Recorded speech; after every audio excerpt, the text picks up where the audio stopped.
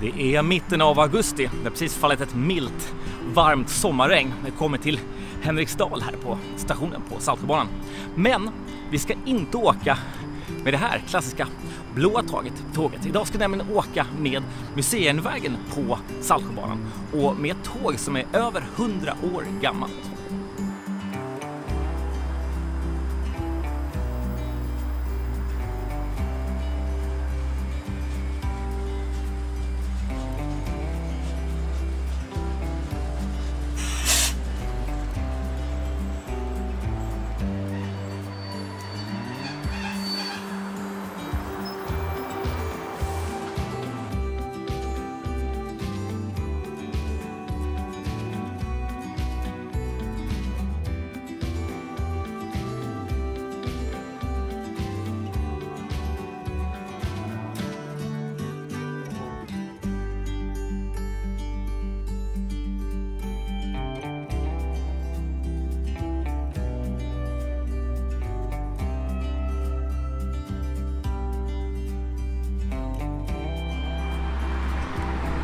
Ja, titta här vad vackert som entusiasterna har fejat de här glänsande bokstäverna Saltsjöbanan. De här tågen köptes av museiföreningen, så såg de, vad ska jag säga, mycket dåliga ut. Och sen har de restaurerat de här tågen under åren och idag så rullar både motorvagn 15 och vi ska se om det är manövervagn 22 tror jag den heter. Det är helt fantastiskt att se de här tågen. De är så vackra och över 100 år, 1912 byggdes de här tågen av ASEA. Ja, spännande. Vi kliver ombord. Titta här vilket gediget jobb de har renoverat upp den här motorvagnen. Och sen här också, kartorna i taget visar också i precis samma riktning som tåget går. Stockholm är så, Saltsjöbanan är så. Kollar vi på den här sidan, då är kartan spegelvänd. Det är fiffigt.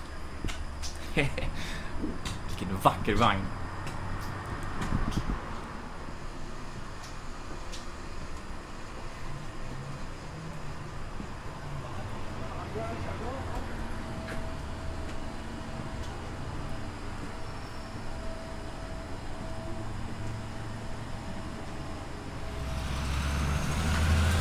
Ja, vi ska naturligtvis se manövervagn 22 också.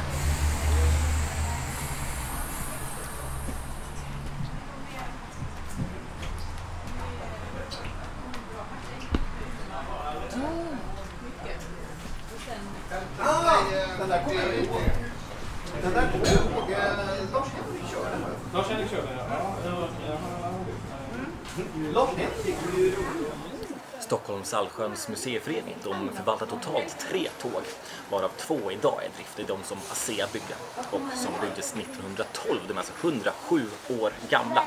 De här såg som sagt förtaskiga ut när de tog över dem och sen så har vi haft entusiaster som har renoverat de här tågen upp till dagens standard och de är fantastiskt skinande.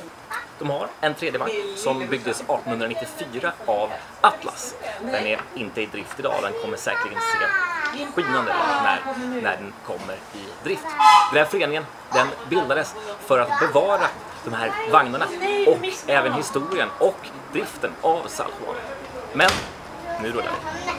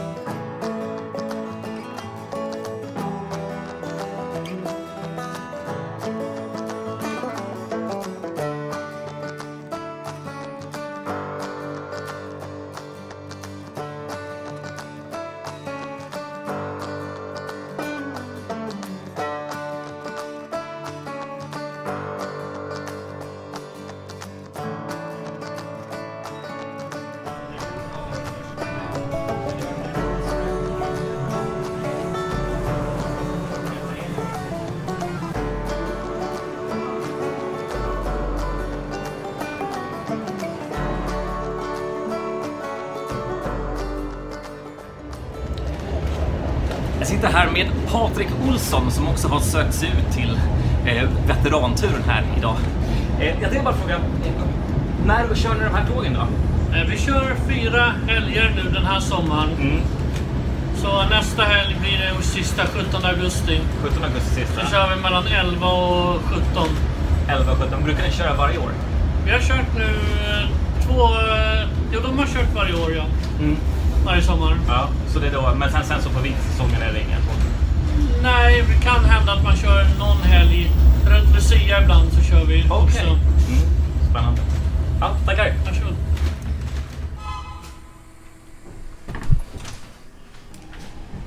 Ja, vad kostar det då? Det kostar faktiskt bara vanlig SL-taxa. Men vill man vara helt ensam på tåget, då kan man faktiskt hyra de här vagnarna. Det kostar, jag tror 5 000 i grundavgift och sen så kostar det en timkostnad på 1500 kronor ungefär. Men då kan man också ha fester här då. Tack. Jaha, då var den här 36 minuter långa resan dessvärre över. Men som sagt, nästa sommar då kör vi igen.